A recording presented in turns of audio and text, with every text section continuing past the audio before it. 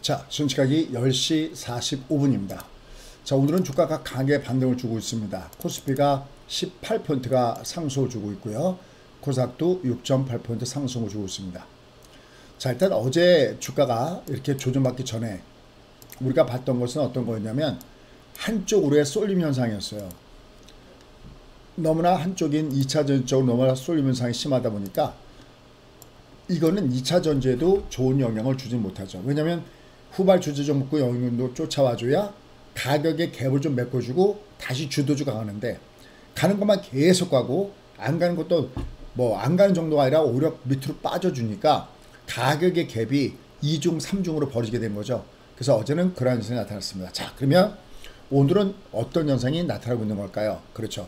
오늘 이 현상은 말씀드렸던 대로 물수협이 반등이다라는 말씀이었어요. 절대 이렇게 장은 빠지지 않는다고 그랬죠.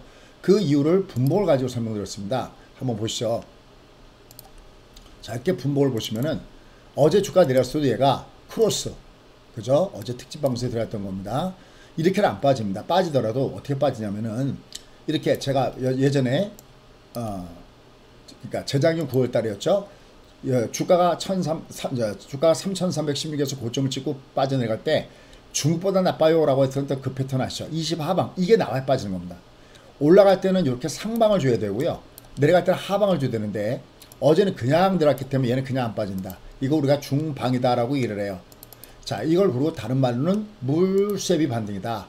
그러니까 분봉이 중방이면 그냥 안 빠지기 때문에 얘는 주가가 들어준다 해서 들어주고 있습니다. 다만 이제 얘가 올라갈 때는 일단 얘가 분봉이 대들어줬잖아요. 그럼 얘가 올라가도 또 상방은 또 아니잖아요. 그러니까 얘는 올라가면은 앞에 있는 고점들 중심에서 매물이 나옵니다. 특히 5일선 가까이 갔을 때는. 그래서 위로 올라갈 때는 3분의 1씩 내가 기본적으로 물량을 어느 정도 줄여주는 전략을 같이 병행해 주는 것이 좋다라는 판단입니다. 어쨌든 가장 먼저 중요한 큰 맥점은 밑에가 성장형 패턴이기 때문에 장은 이대로 끝나지 않습니다.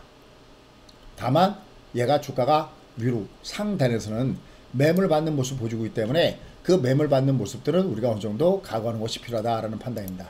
자, 이런 관계에서 오늘 보면 다우가 상승하고 그 다음에 나스닥이나 이런 S&P는 약간 밑으로 내려가는 모습을 보여줬습니다. 자, 이미 여러분 매스컴을 통해서 이미 다 보시겠지만 연준이 7월 FOMC에서 시장 예상대로 기준금리는 0.25를 이상했어요. 결국은 미국의 금리는 최상단 금리가 5.5를 기록하게 됐죠. 미국은 이 구간 금리입니다. 5.25에서 5.5. 그래서 제일 높은 금리는 5.5로 지난 2001년도 이후에 무려 22년여 만에 가장 높은 수준. 그만큼 인플레가 굉장히 심했다는 거죠.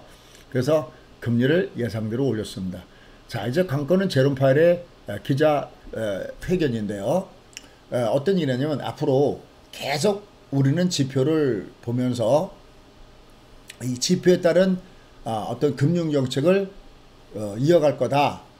그리고 결국 이런 얘기는 뭐 앞으로도 또 9월 회의에서도 금리 인상 가능성과 동결 가능성을 여전히 모두 다 열어놨다라는 얘기를 했잖아요. 다만 하나 분명히 한 것이 있습니다. 그건 뭐냐면 올해 연내에 금리 인하는 없을 것이다. 근데 뭐 올해 월가의 전망이 금리 인하 쪽에 일부 있긴 있었지만 이미 금리 인하의 전망은 물 건너갔다 그랬죠. 이제 내년 쪽을 바라본다 그랬습니다. 저거는.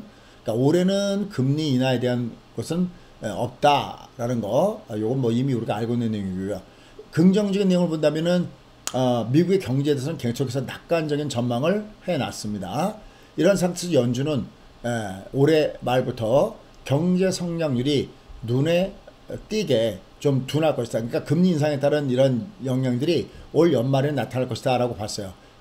하지만 최근 경제 회복세를 보면은 그러니까 경기가 둔하는 건 맞지만 그렇다고 해서 침체 쪽으로 간다고 생각하지는 않는다. 이렇게 얘기를 하고 있습니다. 그 다음에 CPI 성장률이 지난 6월 3.0까지 떨어지면서 물가 안정세를 보이고 있기 때문에 시장에서는 9월 전체적으로 보면은 어떤 얘기가 나오냐면은 연준이 추가로 금리를 인상하기 어렵다는 전망이 아직까지는 지배적이다라고 보시면 되겠고요.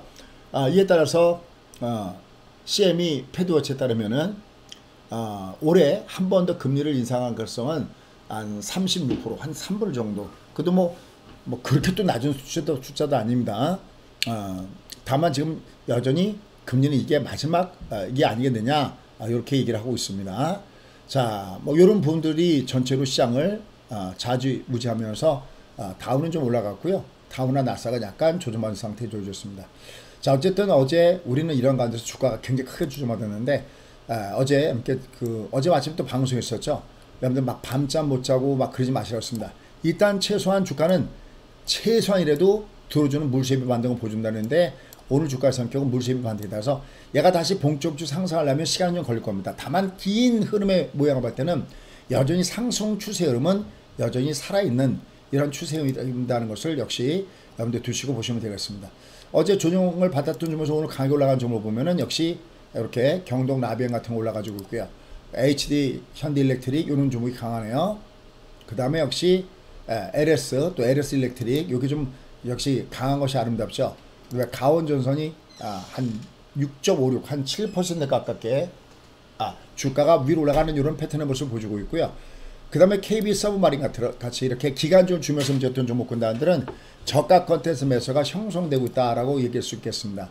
모양새가 살아있는 모양들이죠. 근데 하나오션은 뭐 매번 이렇게 잠수함 종목입니다 라는 말씀 드렸었는데 이렇게 또 올라가고 있고요. 또 오늘은 JRP 그 다음에 SM 같은 엔터들도 위로 올라가고 있습니다. 그 외에 남은 종목들 보시면은요, 여기 우신 시스템, 그 다음에 여기 티로보틱스 이런 종목군들이 밑에서부터 올라가고 있고요. ISC 역시 강합니다. 뭐 저런 종목군들 실적 혹은 피인수돼서 향후 기대가 되는 종목군단들 이런 종목이 올라가고 있고요. 또 남은 종목군들 중에서도 큐라클 이런 거 종목군도 올라가고 있고요. 뷰노 이런 것들도 쉬었다가 또 올라가고 있습니다. 반면에 이제 그 포스코 퓨처엠이나 에코프로비엠 이런 거 조정받고 있는데요. 어차피 조정마다도 저들 종목군들 외봉입니다. 결국은 내가 주식 갖고 있는 사람의 입장을 보면 반동을 줄 때 좀 일부 챙겨주는 전략이 맞고요.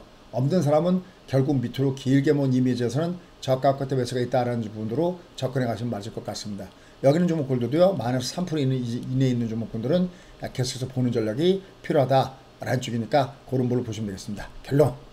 자, 일단 지금 주가가 위로 올라가다가 흔들리는 조정을 주고 있는데 이건 그냥 절대 끝나지 않는다. 왜? 물수협이 반등이 있다. 어제 막 공포스러우셨죠? 그래서 어제 이렇게 그러지 마시고 편안하게 주무십시오. 최소한 얘가 들어주는 반등이 있습니다. 그러니까 들어주는 반등을 주고 있고요. 다만 이렇게 위로 올라갈 때 내가 일부 리스크 관리 차원에서 좀 줄이거나 아니면 해지를 해놓거나 이런 전략을 구사하시면 됩니다. 대신 큰 맥의 흐름은 여전히 살아있다라고 얘기할 수가 있겠고요. 그 다음에 이렇게 분봉이 내려가도 중방, 올라가도 중방. 그래서 주가는 당분간은 위아래 변동성을 볼 가능성이 높다라는 쪽에다가 무게중심을 두시고 공략분들 잡아가시면 됩니다. 장은 여전히 살아있어요. 흐름의 모습이. 그리고 성장형의 모습이다라는 거 말씀드렸고 여기 밑에 넓어지고 있죠. 얘가 그래서 올라가고 있습니다. 대신 이렇게 장대목을 맞으면요. 올라가면 저 장대목에 따른 그 후유증들을 커버하느라고 조금 위에 올라갈 때 물량 소화 과정이 필요하다. 이렇게 보시면 되겠습니다. 그 다음에 끝으로 파생을 잠깐만 보시면요. 그걸 이제 알아보는 방법은 너무나 간단해요. 아침에 30분 단위로 어느 쪽으로 동방향이냐 이거 어제 얘기했죠. 어제는 주가가 하단으로 동방향이었죠. 시가와 35가 하락으로 내갔죠. 오늘은 시가와 35가 위였죠. 오늘은 상승의 동방향. 이것도 어제 제가 이 공식을 공개했습니다. 이런 것들을 체크하시면서 매매를 더욱더 기름지게 세련되게 매매 보시기 바라겠습니다. 자, 다음 시간에 뵙도록 하겠습니다. 구독과 알람 해주신다며 자꾸만 반복해서 내 걸 만들어 주십시오. 고맙습니다.